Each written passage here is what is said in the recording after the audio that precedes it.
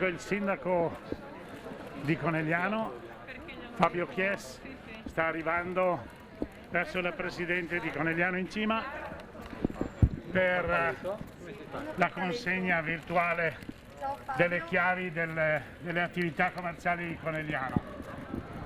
Allora, questa è una chiave importante, Fabio, perché è la chiave di tutti noi, quindi ti consegno tutti i nostri negozi. Grazie Patrizia, grazie Prego. a tutti quelli che sono qui presenti perché hanno scelto di fare questa manifestazione nel modo consono alla città di Conegliano, con molto garbo, con molta eleganza, ma al tempo stesso in maniera ferma e decisa.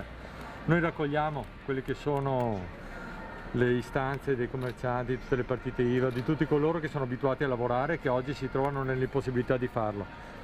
Non stanno chiedendo, giustamente non avete chiesto una riapertura totale, avete chiesto solamente che si prenda in esame quella che è la situazione attuale, quelli che sono i dati sanitari e capire come poter riaprire in sicurezza. Esatto. Siete i primi a voler bene a chi lavora con voi, Sì. ai vostri dipendenti, ai vostri amici, a un mondo, a un tessuto che è quello che sostiene l'Italia. Quello che chiediamo anche noi come sindaci, che chiederemo appunto questo, di capire come si può riaprire in totale sicurezza, perché se vogliamo mantenere un paese bisogna anche che le tasse vengano pagate, perché vengano pagate bisogna lavorare. Quello che si chiede qua è esclusivamente di poter lavorare e riaprire in sicurezza.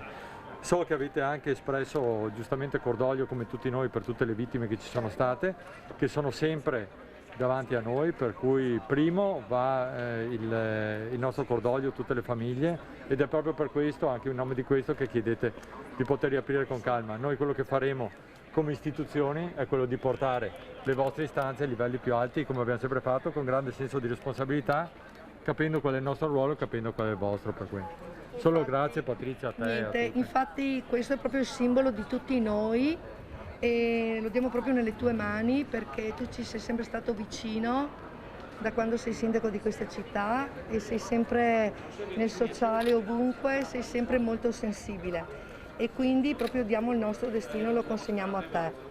Patrizia, E quindi grazie. Come hai detto, mi abbraccerei ma sì, non è molto posso. veloce la manifestazione. Sì, E- nel rispetto e penso che lo abbiamo dimostrato tutti nel rispetto delle regole. Io dico una cosa prima di chiudere, dispiace vedere che qualcuno prende queste situazioni anche per dividere. Noi siamo qua per capire le esigenze di tutte le categorie e penso che dovremmo stare tutti uniti.